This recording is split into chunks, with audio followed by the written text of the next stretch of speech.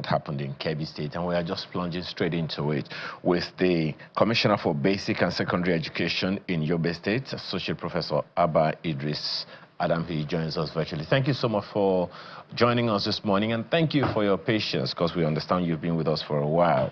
Now, let's begin with the big issue of these abductions in Kebbi State. I know there are a number of other things to talk about, but let's begin with that one. What do you make of it? Thank you so much, and good morning. One of the things that we need to look at is how can these terrorists have smooth access and smooth movement from where they are hiding, from their hideouts up to the schools, and then abduct these students and then move out freely? I think something needs to be done. However, I'm not a security expert, but I believe there is a security problem here. These bandits, these terrorists should be traced, and all their movements should be within the radar of security personnel. Right from the time they left their hideout up to the time they came to Wasagu, to this school, and abducted these children, their movement should be known. This is number one. Number two, what is actually alarming and what is actually disturbing is that the information we are receiving is that these terrorists are now not only abducting the children, but they are also brainwashing them. They are trying to manipulate their ideology in the sense that they will let them know as if what they are doing is legitimate, as if they are being oppressed. So what they are doing is not just to kidnap this student and get ransom, but also they are trying to plant something into their ideology, so that even when these children are, rescued, when they come back, they will still feel in their mind as if what these bandits are doing are vindicated. So this is actually the most dangerous aspect of it. Okay. Now, Prof, help me here, because it's one of the things that have bothered me for a long time and it still does. I believe, and I think it is public knowledge, that governors get security reports, they get intelligence reports from security agencies.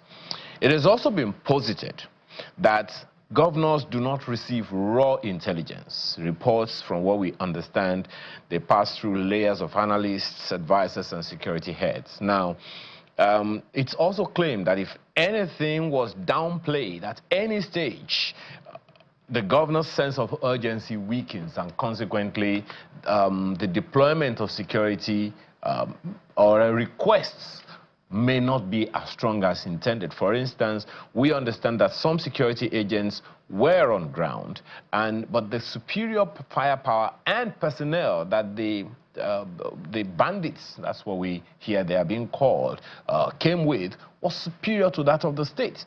So do you think it is possible that a state governor may, or rather the state governor, or any state governor at that, particularly in this case of Kebbi State, got weakened intelligence reports that doesn't represent the sense of urgency that this attack demanded? Because I don't believe that anything happens suddenly. It's always planned and it's always known ahead. It's actually true, because I believe governor is the chief executive and the chief security officer of his state.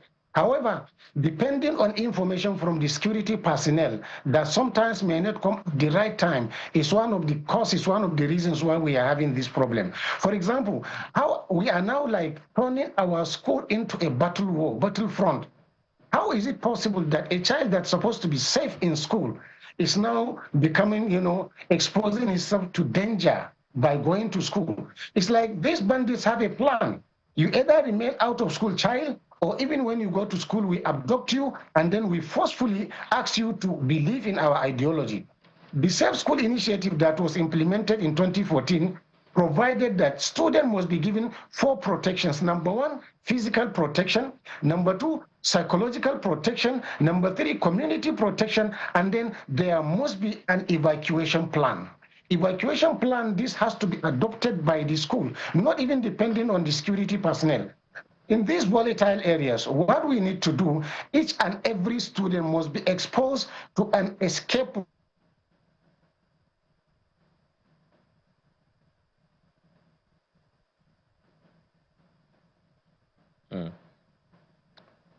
Well, we'll definitely have Prof back because the issues that he has raised, particularly about the Safe School Initiative, is very, very instructive. 11 years gone, and this is the situation we still have on our hands.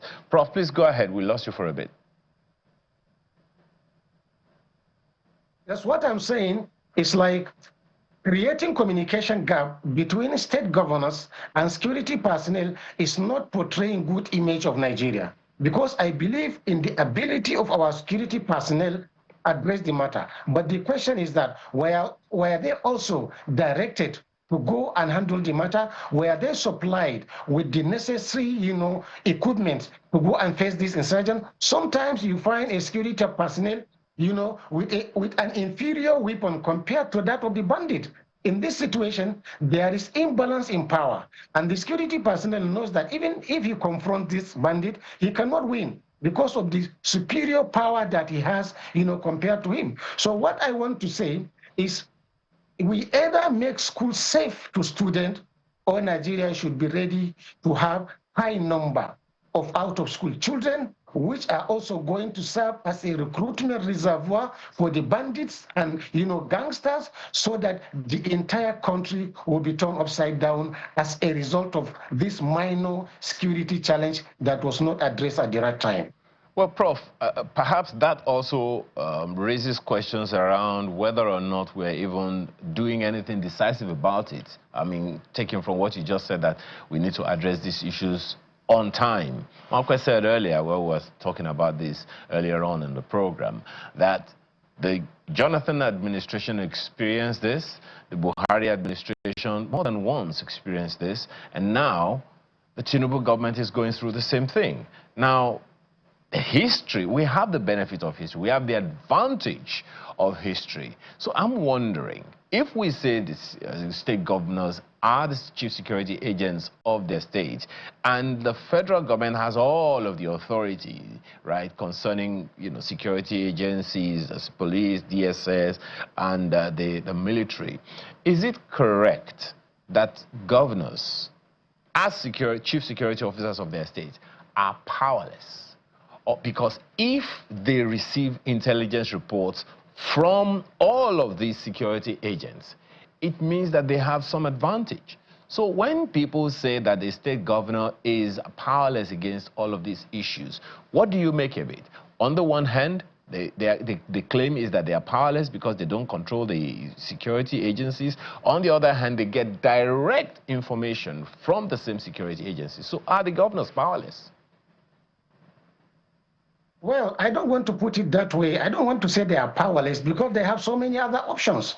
For example, in Yobe State, what we resort to do, in addition to the information and measures taken by the security personnel, in Yobe State, we are also recruiting members from the local community to help us guard the schools. Where, for example, we have vigilantes and we have some volunteers and we have people that are willing to sacrifice their life for the sake of these children. And the government is supporting them by giving them training, by, when you recruit from the local community, and you let them know that this is the future of your community. These students that are in this school are the brain that are going to, lead your people, that are going to bring development to your people. When these, fine brains are gone, your school is gone, your development is gone, I believe this initiative would have a greater impact, because they feel that attack on one student is attack on the entire community.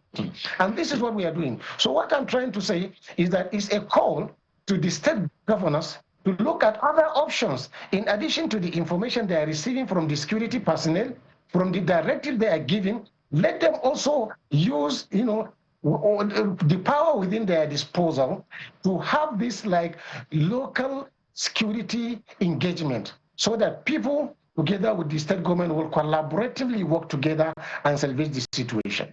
Well, Prof, we have it on good authority as well that the federal government committed about 144.8 billion naira to finance the Safe School initiative that was introduced in 2023.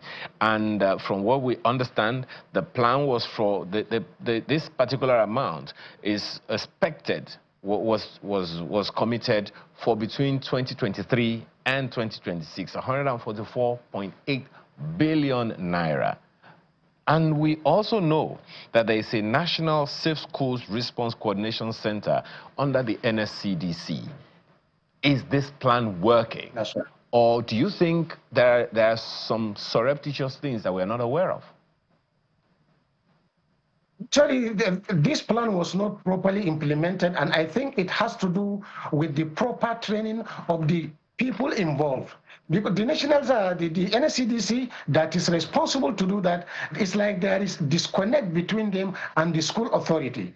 How many schools teachers and head teachers were trained on this Safe School initiative? Of course, we have some development partners that are helping the matter. However, the school, the teachers, and people responsible for making sure that the school and classrooms are safe are not well trained. Definitely, you don't expect them to perform very well. For example, in this abduction that took place, the vice principal of the school was killed. It means there is improper coordination between the security personnel and in the school management. What we need to do is to establish a strong relationship between our schools, local community, and security personnel. And proper training and workshop should be given to the people of the community and to the entire school community. And also, escape routes and other options to escape should be provided. How many schools now have exit doors, for example, in their hostel? If the insurgent can come through this door, do you have any hiding place? These are also, it means we need to reconsider when we are now constructing new blocks, new classrooms, new dormitories. All these hideout areas should be created for the purpose of addressing this matter. Okay.